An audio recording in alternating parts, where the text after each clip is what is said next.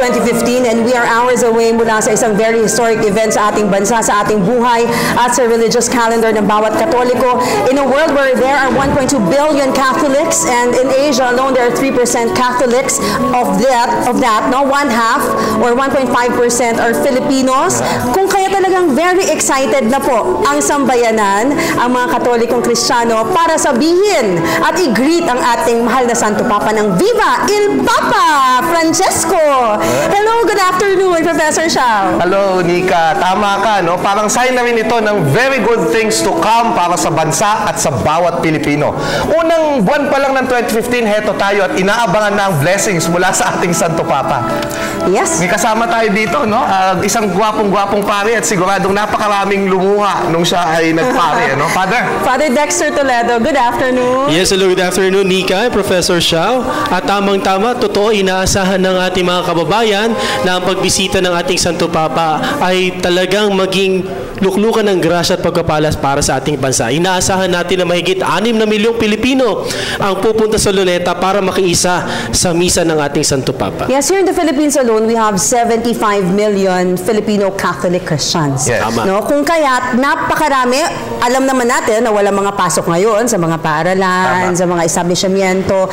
It's a non-working holiday because of the arrival of Pope Francis. Tandaan natin, historic lagi ang mga papal visits na nagkaroon na tayo ng 3 before. Tapos yung pinakahuli, yung kay Pope John Paul II, nung panahon na yon, yan yung yun yung pinakamaraming tao na pumunta sa isang single event, yes, no, sa buong mundo, no. According to the Pope's official biographer, John Paul II, si George Weigel, 5 million ang pumunta noon sa Luneta, no. Kaya nga nakikita natin yung paghahanda, yung excitement. Alam nila na magbe-break na naman tayo ng record ngayong dahil mas marami ng Pilipino ngayon. 60 million lang ang Pilipino ngayon 100 million na tayo.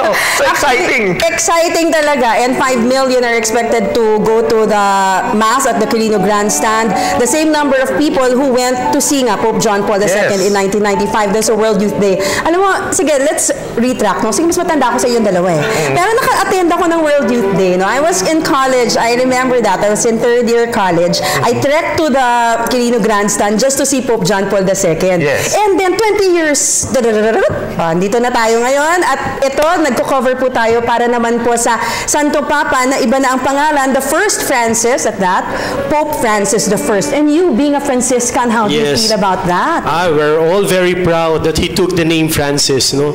He's the first one and the most courageous person to really do that. Actually, they thought it was Pope Francis Xavier, being one of the co-founders of the Society of Jesus. Pero hindi. He took it after It turned out of Assisi. Na kinuha niya yung pangalan talaga kay Saint Francis of Assisi. Because you know what happened is, katabi niya during that time is a Franciscan cardinal when he was elected. Yun. And then after that time, and then nung tinanong na siya bigla, what will be the name? Ang binulong lang sa kanya, sinabi lang sa kanya ng Franciscanong Cardinal, never ever forget the poor. Yes. Because the Franciscan Cardinal knew that our current Holy Father is really very close to the poor people. Yes. At ang dumikit kagad sa kanya, poor Francis na kagad na sinabi niyang pangalan. At nagpapakita ito ng unity kasi Jesuita siya, he was expected to have a name that is very close to his order, pero kinuha niya Francis. So nagre-reach out din siya sa iba. Pinapakita niya rin na, Jesuita ako. No, may mga sinagsasabi kasi baka lumakas yung mga Jesuita, no? Pero nakikita din natin na nagre-reach out siya sa ibang mga order, sa iba. At lalo ito, mamaya mapag-uusapan natin. Meron siya culture of dialogue. Gusto niya makipag-usap sa iba't ibang tao. At yan yung makikita natin ngayon. At itong Papa na nakikinig sa ating lahat, no, sa concern sa mga mahihirap, sa concern sa mga may sakit, sa concern ng mga marginalized sa buhay. Kaya nga kaya lalong historic dahil ang Pilipinas ay isa sa mga bansa na nagkaroon ng malaking bagyo at lagi tayong binabagyo. So titignan ng Santo Papa yung kalagayan ng mga tao dito sa Pilipinas at makikinig sa kanilang mga karanasan. At akmang-akma dahil itong taong ito, 2015, ay dineklara ng Catholic Bishops' Conference of the Philippines Philippines as the Year of the Poor. Yes. And we know very well that Pope Francis is a champion of the poor. At ang main purpose po ng pagbisita po ng Santo Papa dito po sa ating bansa ay ang pumunta po sa mga biktima ng Super Typhoon Yolanda. International name po niyan ay Haiyan. Alam po natin, the strongest typhoon in history to make landfall. Right. He also in the past said that dahil hindi nakapunta dito ang Santo Papa na si Pope Benedict XVI dahil sa kanyang mga karamdaman, gusto niya talagang dumalaw sa Asia. Kung kaya't nandito siya ngayon sa Pilipinas. Noong August, nung nakaraang taon, nasa South Korea siya at dito lamang, nasa Sri Lanka siya. Ay, ang sinasabi nga ng Cardinal Tagle, unang-unang araw pa lang ng kanyang papasiya, inimbitahan na natin si Francis. Invited na agad? Oo. Nabanggit kanina, no, Father, Professor, about awa ng Diyos, mercy and compassion. Right. Because the Holy Father's motto is miserando at elihendo. Because he saw him through the eyes of mercy and chose him, is taken from the homily by Saint Bede the Venerable regarding the calling of Matthew by Jesus. If you recall, this is from Matthew chapter 9, verses 9 to 13. Nung tinanong, why does the teacher eat with the tax collectors and the sinners? And sabi ni Jesus, those who are well do not need a physician, but the sick do. I desire mercy, not sacrifice. I did not come to call the righteous, but the sinners.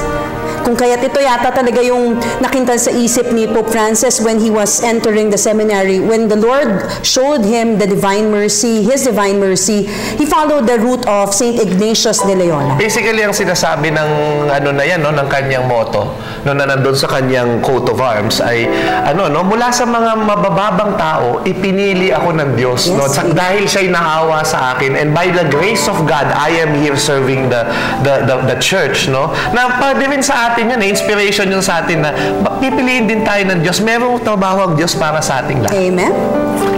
Sa akin palagay yun yung karanasan ng marami sa atin, no? Lalo siguro sa mga paring katulad ko, no? Na talagang sa harap ng aming maraming mga kahinaan, sa harap ng aming maraming mga pagkukulang, pinili pa rin ng Diyos. And I guess that is an attitude that must be adopted by all. Na talagang hindi yung sense of entitlement, I am here because I am a big person or something like that. Kundi yung awa to ng Diyos, nilagay ako dito ng Diyos sapagkat meron siyang purpose para sa akin. That's right. Actually, ating panonoorin ngayon, no, yung nangyari dati kay Pope Francis as a young kid. We are talking about him as a young child. At the age of 17 kasi, according to a communique explaining the papal coat of arms, ito pong young Jorge Bergoglio experienced a particular way the loving presence of God in his life. And following confession, the sacrament of reconciliation, his heart was touched by the descent of the mercy of God, who with tender love called him to the religious life. Kung kaya't, upon being chosen as a bishop, Bishop Bergoglio, in remembrance of that event, he began his total consecration to God in the church. He decided to choose the motto and program of his life, the phrase of Saint Bede, miserando at que elihendo, which he has chosen to reproduce in his official coat of arms, and which he continues to do in his life. Ito, parang, nung bata siya, nakakatuwa, no? Meron siyang crush na babae. Hindi ko alam yan. Nagkaka-crush din pala si Pope Francis. Sinulatan niya, batang-bata siya noon. Ang sabi niya, kung hindi mo ko iibigin, magpapari ako. Hindi siya inibig. Eventually. Pero yun nga. Pero eventually yun nga, na hindi lang dahil hindi siya inibig, kundi dahil natagpuan niya talaga yung biyaya ng Diyos, kaya siya nagpari. Ganun ba talaga, Father? Ikaw bilang pare, umibig ka ba? Of course. Of course. Lahat naman tayo dumadaan sa ganung bahagi at parte ng ating bukasyon, no? Pero ibig sabihin lamang nito, hindi ibig sabihin na one time nagkaroon ka ng relasyon o nagkaroon ka, tumibig ka. Ibig sabihin lamang nito, no, kapag niyakap mo at naiunawaan mo, na mas malawak pa rin pala yung pag-ibig ng Diyos para sa ating lahat. At ibig sabihin yung panawagan sa isang pari ay magmahal pang mas lalo't higit. Hindi lamang siguro sa isang partikular na tao, kundi mas malaking hamon yung ibahagi itong pag-ibig at pagmamahal na ito para sa lahat. At sinasabi dito, syempre, no, yung coat of arms ng isang Santo Papa, ito talaga yung naglalaman ng kanyang motto. Yes. Ito yung naglalaman ng kanyang saloobin, programa niya sa kanyang buhay, no? At napakahirap maging programa ang awa. Dahil sapagkat para sa atin lahat, no, siguro pinakamabilis at understandable yung talagang patupad ko ano yung hustisya, kung ano yung dapat, Pero yung gawing mo yung isang pamantayan ng yung buhay ang awa.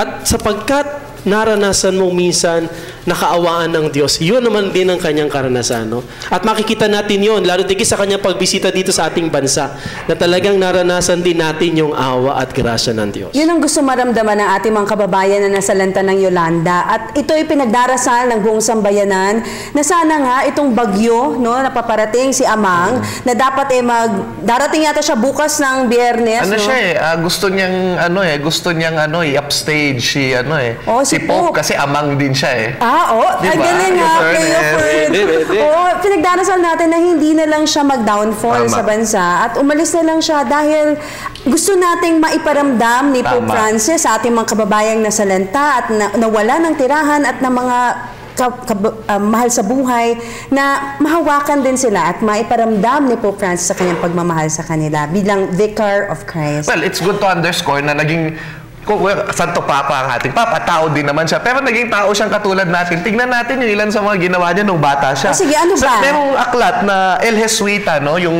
kanyang interview sa kanya, na sinabi niya na nung bata siya, nagtatango siya. Ay, dancer! He loved tango. At yung isa sa naging girlfriend niya, kasama niya sa pagtatango. Nagka-girlfriend si Pope Francis? Meron siya, Akala ko crush lang. Meron siya, no? Parang girlfriend na, siguro naging close friend, hindi naman talaga sila yung girlfriend. Pero, well, hindi natin alam, no? Pero, oo daw. Tapos yung isa pa, no?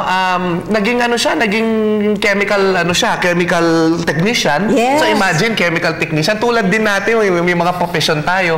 Tapos yung isa pa dyan, nightclub bouncer. Yun. Kilalang-kilala yung na yun. Gano'n ba katangkad si Pope Francis? Hindi ako nagkakamali, 5'9" Pwede kang bouncer. I thought parang dapat. Tsaka malaki yung At kahit wala siyang napakalakas niya, kahit wala siyang isang baga. Di ba nagkaroon siya ng struggle dyan May problema, nagka-sciatica siya or something nung 2011, if I'm not mistaken, kung kaya meron siyang mga na-delay o na-postpone na mga kanyang gagawin bilang Santo Papa. Pero yun naman, hindi naman ikinababahala yun ng mga doktor. No? So we're hoping na despite itong medyo strange weather that we are experiencing, hindi naman magkaroon ng masamang sipon si Pope Francis. Alam mo, kahit na dun sa mga panahon na umuulan, no, talagang wala siyang payong, hindi siya nagpapapayong. Ay, ganun? Talagang binimit niya yung mga tao. Kasi siguro kaya malakas ang resistensya ng Papa kasi meron siyang love for sports. Yes. Oo, at siya yung isang number one fan siya ng isang soccer team sa Argentina. 78 na siya, di ba? Oo, 78. Pope Francis is already 78 years old. Speaking of sports, sabi mo, very sports-minded si Pope. Nakaka-sports pa kaya siya? Panoorin po natin ito, The Pope and His Favorite Sports. Mapagpakumbaba at may pusong makamasa, si Pope Francis ay kilala rin bilang isang masugid na tagahanga ng larong football, ang paboritong sport ng mga Argentine nationals na tulad niya. Sa katunayan, noong nakaraang Setyembre lamang ay nag-organisa ang Santo Papa ng isang interreligious charity match for peace sa Olympic Stadium sa Rome, kung saan lumahok ang ilang football greats tulad nina Diego Maradona, Roberto Baggio at iba pa. Si Barcelona superstar Lionel Messi ay nakatakda rin sanang sumalang sa aksyon. Subalit napilitan siyang mag-pull out matapos na magtamo siya ng leg injury sa match-up kontra Villarreal. Layunin ng charity match na mapagtibay pang lalo ang ugnayan ng iba't ibang relihiyon sa pagharap sa mga isyong panlipunan at paghahanap ng solusyon sa lumalalang epekto ng climate change. At base sa isang artikulo mula sa The Guardian, bilang isang universal sport ay malaki ang tungkulin ng football sa pagtahak ng landas tungo sa pagkakaisa ng sanlibutan. At tulad ng buhay ng tao, respeto sa kakampi at katunggali ang aral na naibibigay ng football match sa bawat tao.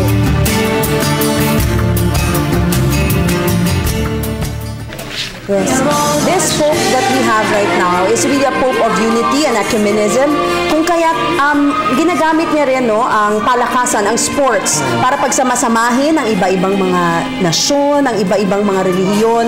I remember, correct me if I'm wrong, nung nagkaroon nga ng crisis kung saan yung ISIS, we're killing the Christians in Iraq. He called for a sports, was it soccer?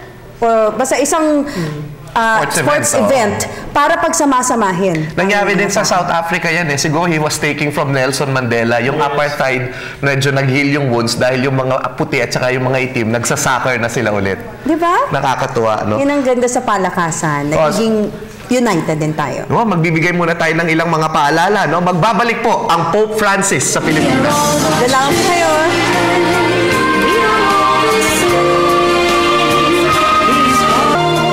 Nagpapatuloy po ang ating live and continuing coverage ng Pope Francis sa Pilipinas. The 266th Pope is going to the Philippines. And ilang oras na lang ba? Two and a half hours. In around 2.5 hours. Roughly 2.5 hours. He is a man from almost the end of the world, the first non-European to be elected for almost 1,300 years and the first ever member of the Jesuit order. Jorge Mario Bergoglio, or Pope Francis I, is about to arrive in the Philippines. Viva el Papa! Siguro Bienvenido, Papa Francisco. Tama, mabuhay ang ating Santo Papa. Yun! Mabuhay ang ating Santo Papa. Actually, Professor, Father, itong si Pope Francis, he is known by the media for his no-frills personality. Tama. He's less formal, he's very simple, and he is also known for several things. His humility, his concern for the poor, his commitment to dialogue as a way of building bridges amongst people of different religions, of different backgrounds and faiths. So what he wants is a church that is a poor church and for the poor. Yeah, but poor, but joyful. Yes, joyful. He wants a fresh attack or a fresh approach towards the gospel. Di ba, Father? Tama. I think the best word for this is spontaneity, no? Oh, yeah. He's very spontaneous, no? Talagang hindi niya masyadong talagang ika nga parang very rigid at talagang hinahayaan lamang niya yung kanyang sarili na ma-express kung ano yung kanyang nararamdaman, nakikita. At alam mo ito, hindi mo masasabi talagang natural na natural yung kanyang pakikisama sa mga tao nakakadaupang palad niya. Kaya nga yun yung tinatawag na the Francis effect eh. Na may effect talaga siya. May mga tao na bumalik ulit sa simbahan. Kasi, di ba yung gospel, pang sinasabi, boring yan. Pero the joy of the gospel, isa sa mga una niyang mensahe sa ano natin, mga Katoliko. Kaya ngayon, meron tayong kakausapin. No? Na ipag-uusapan natin yung ilan sa mga katuroan ni Pope Francis, no?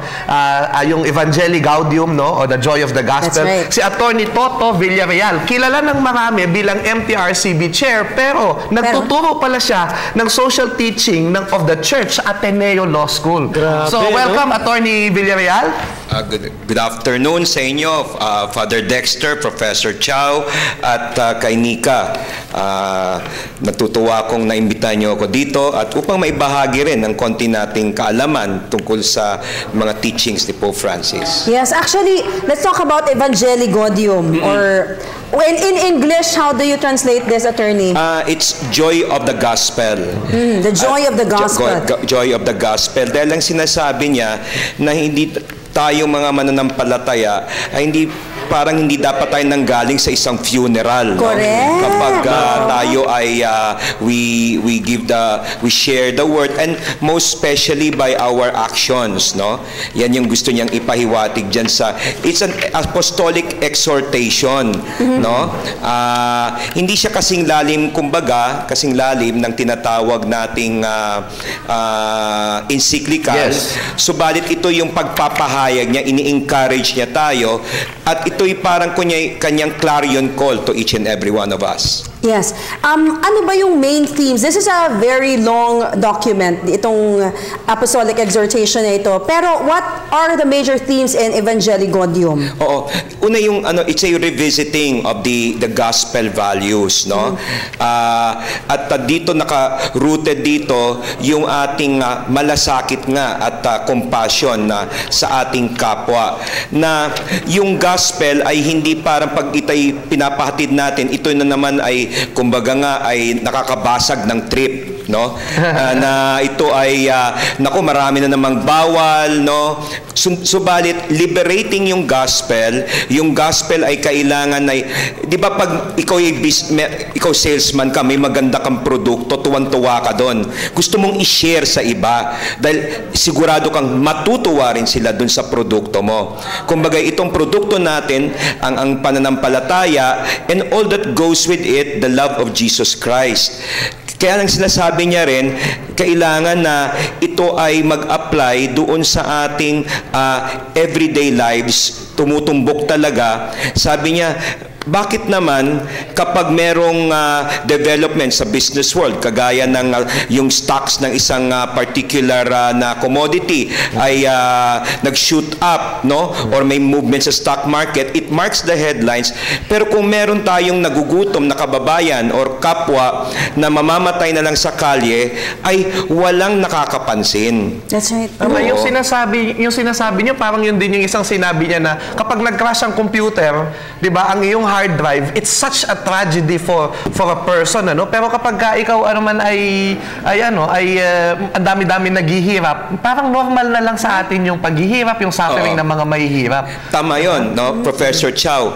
Dahil kailangan na kumbagay may tinatawag nating unity of life dito, no, na tayo mananampalataya, we go to mass, we have the sacraments, subalit doon sa day-to-day living natin ay medyo kailangan pa tayong mag-struggle, no?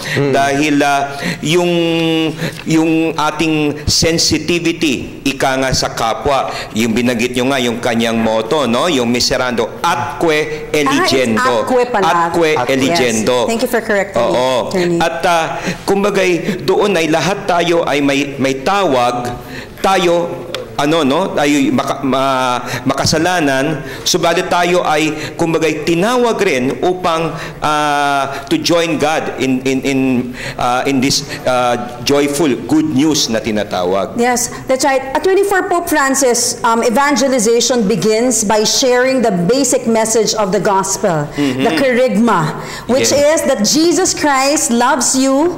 He gave His life to save you, and now He is living at your side every day to enlighten, strengthen, and free you. This is also part of our catechism, no, and also part of Evangelii Gaudium number 164. Attorney, just to segue a bit, marami kasing alam na lengguwahe itong si Pope Francis, no? Gaano kahalaga ba na maraming alam na languages ang ating Santo Papa? Well, hindi naman sinasabing maging mandatory na alam niya lahat, maraming languages. But isn't it, ito ay isang material at praktikal na tanda ng Catholicity. Dahil yung sinasabing Catholic Church, ibig sabihin ng word Catholic ay universal. Kung kaya nga kahit alam natin ang Santo Papa medyo hirap sa English, ay may coach siya ngayon, no?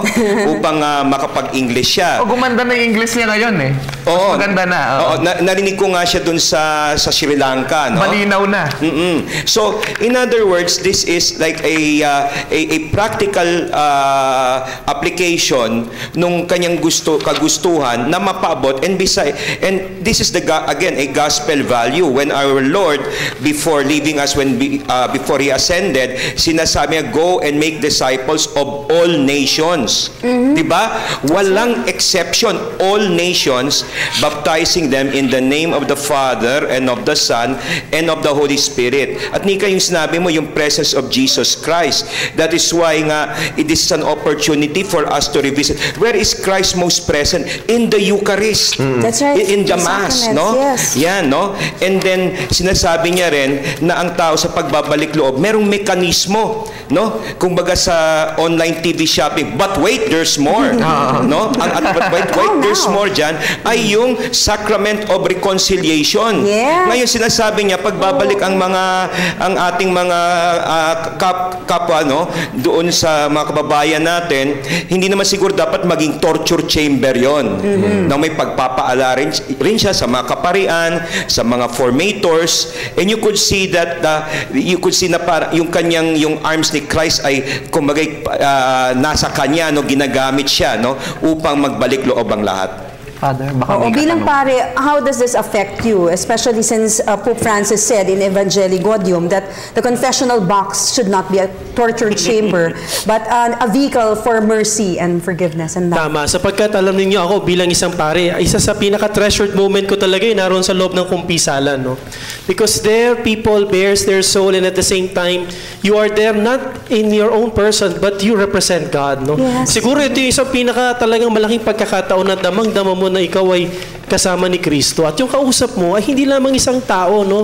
Kundi isang tao may pangangailangan at yung kanyang kasalanan na hindi naman nangyari nang wala namang konteksto. At siguro yun yung panawagan talaga para sa lahat ng mga pari. In fact, isang malaking bahagi nito, attorney, nitong ating Evangelii Gaudium ay tungkol sa homily ng mga pari. Yes. You see, that's the most practical part na talagang tinalakay talaga ng ating Santo Papa. No? Sapagkat para sa marami sa ating mga kababayan, alam naman ninyo, no?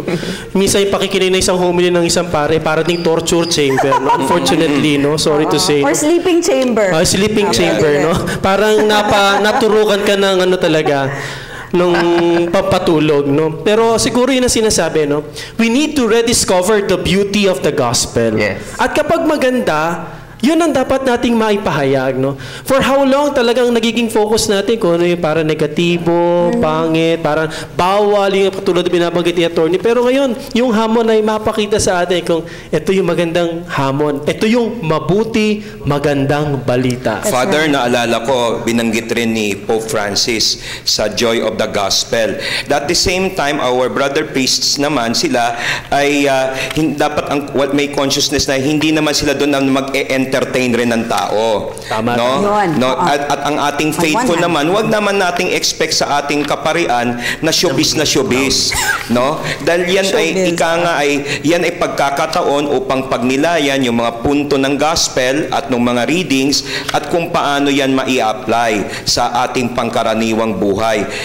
Hudyat rin ito na magkaroon tayo ng tinatawag nating supernatural na outlook, lalo na po sa misa, na yung pari dyan, minsan pogi, minsan hindi, minsan payat, minsan mataba, yan ay kumbagay representa in persona Christi siya dyan.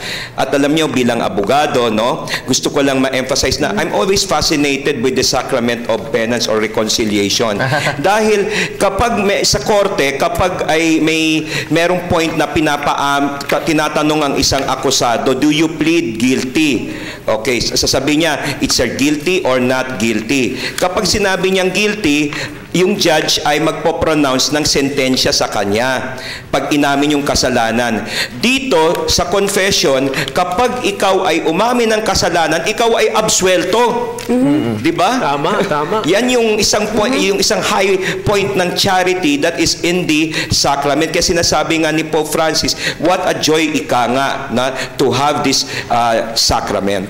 Yung apostolic exhortation na Evangelii Gaudium pala, ito ay bahagi ng isang mas malaking misyon ng Santo Papa sa Simbahang Katoliko, yung new evangelization. Kasi let's be frank about this, dito mga nakaraang taon, malaki-laki na rin yung ibinawas ng mga miyembro ng Catholic Church o may mga Katoliko pa din na hindi na nagsisimba, no? O hindi na nagpapahayag ng kanilang pananampalataya. So, ang nakikita natin dito, yung new evangelization, dati kasi nung panahon ng mga Espanyol, di ba, ang evangelization ay puntahan mo yung mga hindi Katoliko at gawin mo silang, ilapit mo sila kay Kristo. Subalit, ngayon, yung new evangelization, yung kakawan mo na nasa iyo, no, ay ingatan mo at ibalik mo sila at ingatan mo na hindi sila umalis sa eklesia. No? Kaya napakahalaga nung sinasabi ninyo. No? Your thoughts about this, attorney? Yes.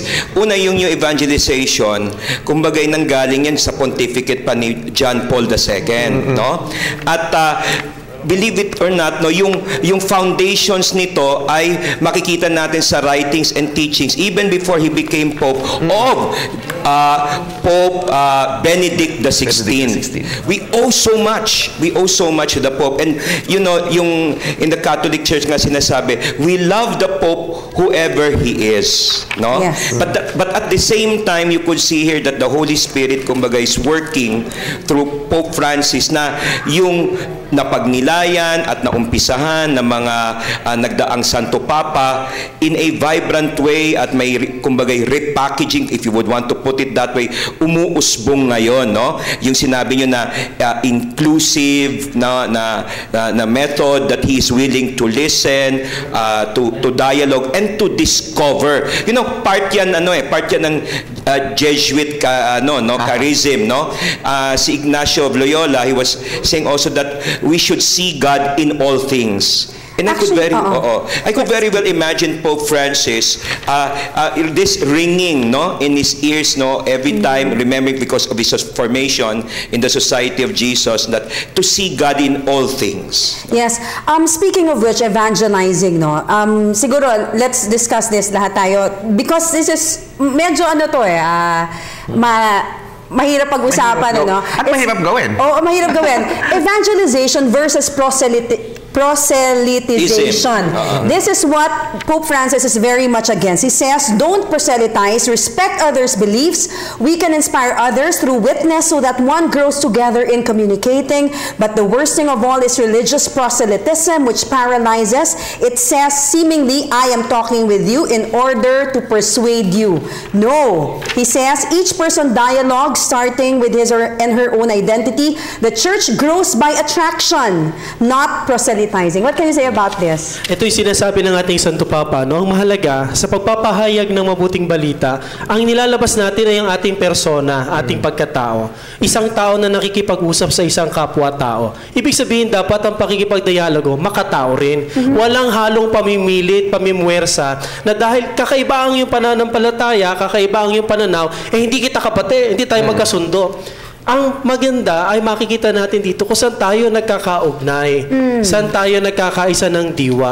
At bilang isang makataong pag-uusap, doon natin dapat mas pauspungin kung ano yung mensahe ng mabuting balita. At yun ang nakita natin sa mga pagpapahayag mula pa nung una. Kaya ngayon ang sinasabi ng ating Santo Papa, ngayon sa panahon na ito, we need to rediscover the beauty of the gospel. No? At talagang higit sa lahat, talagang maipahayag yung mabuting balita na hindi offending. But not at the same time, talaga namang parang inililis natin, iniiwasan natin pag-usapan sapagkat baka ma-offend din naman yung iba. Iba rin naman yun. Inilalabas natin kung ano yung gusto nating sabihin, but respectfully. May paggalang sapagkat kapwa-tao din yung kausap. Ito pareho kaming teacher ni Atty. Toto, ano? Itong si Pope Francis, teacher din siya. Actually, ang dami niyang sinulat. Ang dami rin niya mga subject na itinuro, ano? Ang gusto ko lang i-discuss din natin, ano, na nakakatuwa, na si Pope Francis, yung pagka-Jesuita niya, Jesuit is a teacher eh. Yes. And then yung pagka-teacher niya, hindi lang yung inuutos niya, sinasabi niya sa'yo eh, na ito yung gawin mo, hindi, pinapakita niya. Yun yung importante na natutunan ko bilang isang guro. Pagka gusto mo maka-inspire ng tao, ikaw ay magturo sa pamamagitan ng pagpapakita, hindi ng yung proselytize, pag-judge ng ibang tao.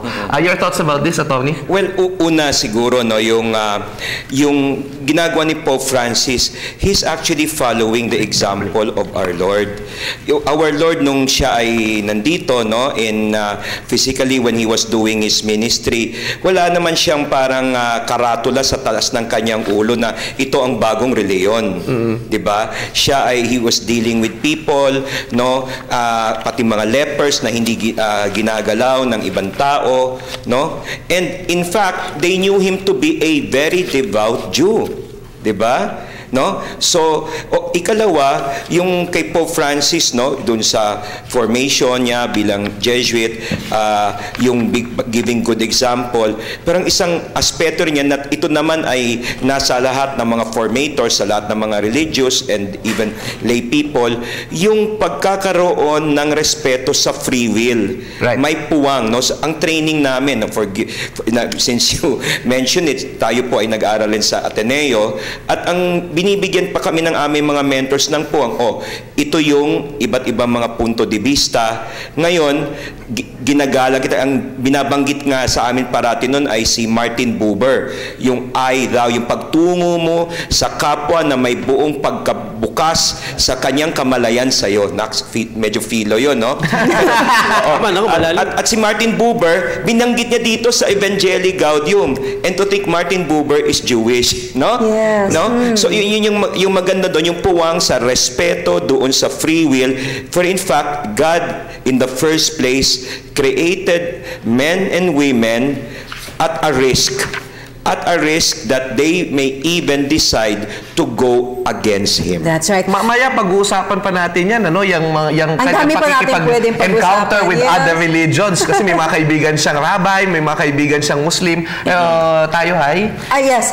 Mamaya pag-uusapan din natin dahil may mga nagsasabi, radical ba itong Santo Papang ito? Oo, no?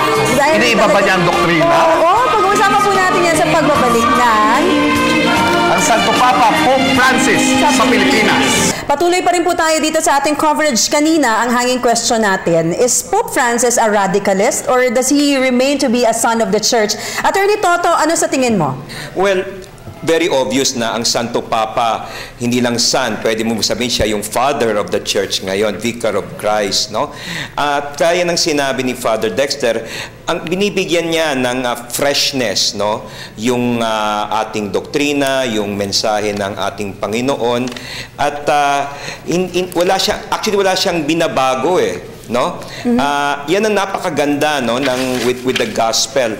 Remember that the gospel is for everybody, no? Universal ito at marami tayong mapupulot na pag-aaral, no? Doon sa iba ay makikita nila na ito'y gabay, no? I know of many employers, mga naging kliyente ko, na sa paggawa nila ng kanilang mga patakaran sa workplace, kanilang sinusunod ang gospel values. No? Marami naman ng mga nagtuturo, marami naman ng nasa media.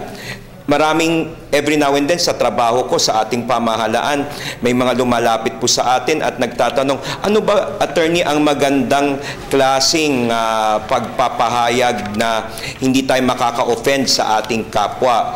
O pag medyo mas malakas ang mensahe, paano ba ho tayo magiging edifying? Lahat to ay gospel values, no? Na pwedeng nating iparating na universal. At ito yung ikangay napakagandang realization na nabibigay ng pagbisita ngayon at ng pagtuturo na binibigay sa atin ni Pope Francis. Si Pope Francis, meron siya sa aking sa aking pagbabasa, yung lahat ng mga ginagawa niya para sa simbahan, masusuma mo doon sa dalawang kultura na gusto niyang ipakilala sa simbahan, no?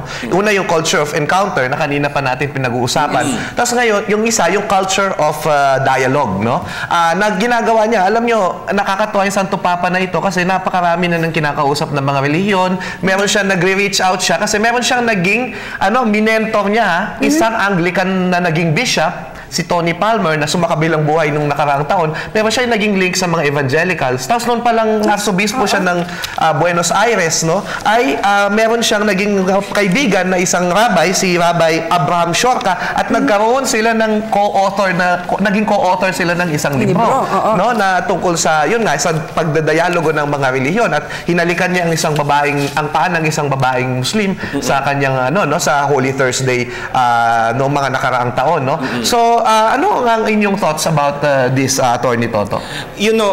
Lumalabas nga dito, no, na yung pagkabukas ng ating Santo Papa, gaya ng ating Panginoon, doon sa kagandahan, doon sa glory. He's actually celebrating life itself and the dignity and the beauty of the human person. Right. No?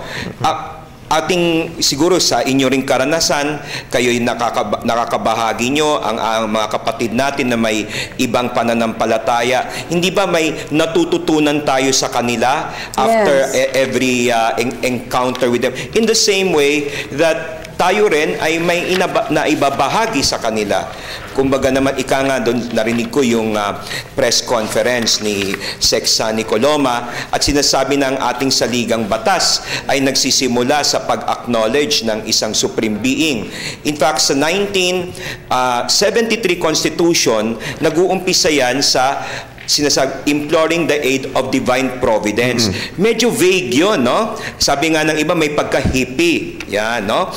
Subalit, pagdating ng 1987 Constitution, may quantum leap. At ano po yung quantum leap dito? Imploring the aid of Almighty God. Biglang isang person, divine person, na tumutungo sa atin, no, at tayo naman ay tumutungo sa Kanya. Yung dialogue natin with our God is reflected in our dialogue with our fellow men. Our Lord, siguro naalala nyo, yung siya'y nauuhaw noon, tapos sabi niya sa mga apostles, sabi niya, Sir, medyo ginugutom kami. O sige, bumili muna kayo ng pagkain. At meron siyang naengkwentro na Samaritan woman. At yung Samaritan woman, sa ibang lugar sila nagwo-worship, no? Kumbagay, iba yung kanyang denominasyon, no, in our time. But they had that fruitful dialogue, and then this woman was, kung ipa-fast track ko ng konti yung resulta, she was so elated and she was telling everybody, hey, I talked to this man, no? Yes. Grabe, ibang klase siya, no? And our Lord, that would not have been placed in the Gospels if our Lord had not narrated that experience to His disciples and to the evangelists. Diba? Napaabot. So very enriching. And remember, again, that Pope Francis as the vicar, kasi ibig sabihin po ng vicar, he stands in place of Christ. Vice. Kaya nga vice president, meron tayong vice mayor, vice chairman. No? So, he stands in place of Christ, and then we see Christ in him. And siguro yun ang dapat, no, amidst all this excitement na ating ating nararanasan ngayon, we should not forget that ang hamon po sa atin to be, again, contemplatives in the middle of the world, ika nga, no? Although si Father, ang religious, ay very radical yung buhay. We pray also for more vocations so that mas maraming Father Dexter, mas maraming Pope Francis. Ika nga, wag po tayong makalimot na ito'y pagkakataon para tayo magnilay. Pero si Pope Francis, nasabi ni Professor Chow na siya ay hindi lang ay nagtuturo, nagbibigay ng example. Yes. Dahil yung example na yon, doon usbong another methodology ng mga nagtuturo sa Society of Jesus. Alam niyo, yung isa ko pong mentor, si Father Joaquin Bernas, napakaikli po yan mag-homily. Yes. 5 minutes. Pero yung 5 minutes na yon, may exegesis na siya, meron pa siyang hamon, at merong resolution. Kailangan po dito po sa visit na ito, makapag-form tayo ng resolutions. Right after yung 1 or 2 na napulot natin kay Pope Francis, it may be just to smile more at people, or perhaps do yung confession, or 3, have a Bible study with our friends and brothers and sisters with other denominations. Iba-iba. Yes. Marami kayong a spur of ecumenism. 1 or 2 resolutions po. Napakaganda. Bago si Father, no, may dadagdag lang akong napagandang incident, ano, kasi ako isang protestante talaga, no. Si Pope Francis ay nagpadala ng isang video message via cellphone to Bishop Tony Palmer, no. At ang nakakatuwa, ipinalabas ni Tony Palmer ito sa isang, nagulat yung mga conference ng mga pastors, no, ng mga born again Christians. Ayun si Pope Francis, at tinatawag na brothers, that we may have difference, marami tayong mga pagkakaiba-iba, pero marami din tayong mga similarities. Brothers tayo, sabi niya. Oo. Alam mo ba itong si Pope Francis, ang financial manager niya for the Archdiocese of Buenos Aires was an evangelical Christian whom he considers a friend and drinkmate. And with that friend, you read the Bible and pray with him, and based on what Bergoglio or Pope Francis called a relationship of friendship and trust. So they would focus on things that are common between them, no? Which are the divinity of Jesus, Jesus' virgin birth, His resurrection, and the second coming. As a result, marami ang talagang, they're expecting na with the Pope Francis being our Pope, religious tensions will be eased. Yes. No? At makikita natin talaga na sa ating Santo Papa, no? Siya yung isang Santo Papa na kahit lahat, maging mga protestante, talagang inaabangan at pinapakinggan. Na siguro yung kanyang mensahe, pinapakita lamang niya na talagang universal yung kanyang message. When he speaks about poverty, that's a universal theme. At lahat tayo nakakaranas noon. At yun yung talagang isang bagay na pinapakita natin, mapa-Muslim ka man, at nakikita natin yun, no? Nung huli meron nangyaring pag-atake sa Pakistan, nandun pa rin yung kanyang pagtawag ng pananalangin para sa lahat. Sapagkat yung nangyaring sakit to sa mga batang naroroon ay sakit na naranasan ng buong mundo. That's Hindi issue doon, Katoliko ba yung mga batang yon. Ang issue dito, merong pangyayari na dapat nating aksyonan at tayong lahat magkakaisa. I think yun ang pinakamagandang hamon sa ating Santo Papa, a point of unity. That's right. Na talaga matawag ang lahat para mag-usap-usap at magkaisa. Nabanggit kanina, Professor Xiao, yung Pope Francis effect. Ito yung nangyari, no, ever since he became Pope. In just a year's time, he became the Person of the Year of Time magazine. Right. And he is credited for the 20% rise in Catholic congregations in Britain. New and lapsed Catholics are surging back to confession by the hundreds of thousands. No? This is according to the Italian Center for Studies of New Religions. And ang Espanya, kung na nagturo sa atin ng Katolisismo, decades na pala na may slump sila in Catholicism. But because the Pope is the Pope, Pope Francis is our present Vicar of Christ, the slump has become better. Hindi na siya slump. The attendance has improved remarkably. Imagine what one person can do. And ang hamon sa atin ni Pope Francis, every single one of us should show love and mercy and compassion to everyone. Pero Let's be Jesus. Pero kahit na Time Magazine Person of the Year siya, di ba? Yan pala yun. Pero lagi niyang sinasabi, hindi ako ang atensyon ng simbahan. Ang laging atensyon ng simbahan ay si Jesus. Huwag natin kakalimutan na si Jesus. At pag nawala si Jesus sa atensyon ng simbahan, babagsak ang simbahan. That's right. At yun ang panawagan niya, no, para sa lahat, maging dito sa kanya pagbisita dito sa atin sa Pilipinas, no. Na bagamat, siyempre, talagang it's like a rock star na hinanga ng marami, higit sa lahat, ang focus nito si Kristo pa rin. At ang mensahe ni Kristo ang dapat natin pakinggan. Hingi tayo ng huling mensahe mula kay Attorney Toto Villarreal. Attorney Toto. Oo, maraming salamat sa pag-anyaya sa akin dito sa studio. Malapit na po, kumbagay siguro halos 1 oras na lang or a little more than that, ay dadating po ang Santo Papa. Una po ay ipanalangin po natin ang kanyang safety at ng kanyang delegasyon, na sana po ay mawalhati siyang makarating at mapuntahan niya ang iba't ibang mga kanyang destinasyon dito po sa ating bansa. Sana po, pagkatapos po nito, ang crucial po dito ay pagkatapos ng kanyang bisita, ano po naman ang ating tugon? Tugon natin bilang mga individual, Katoliko man o hindi, dahil po hindi lang po ito apostolic visit, kundi ito po state visit. May tumutungo po sa atin na isang tao na siya po ay talagang nagmamalasakit sa atin. Meron po siyang mensahe para sa ating lahat. Ano po ang ating tugon? At sana po ang tugon na ito ay makikita sa iba't iba po nating mga gawain, gaya po ng ginawa ng ating Panginoon. Ang Panginoon po natin ay craftsman, naging karpintero, umiikot, kumakain, natutulog, lahat, no? Siya po at minsan naman ay nakikisaya, no? Yan po ang binibigay na ehemplo sa atin po ng ating Santo Papa. Panalangin po natin na maging matanggumpay ang kanyang bisita po sa ating bayan. Maraming salamat, Attorney Toto Villarreal. Siya po ang MTRCB Chair and also a Professor of the Social Teachings of the Ateneo Law School. Tama ba? So, social teachings of the church. Of the church. Magagalit si Pope Francis, baka i-dissolve niya ang Jesuit order.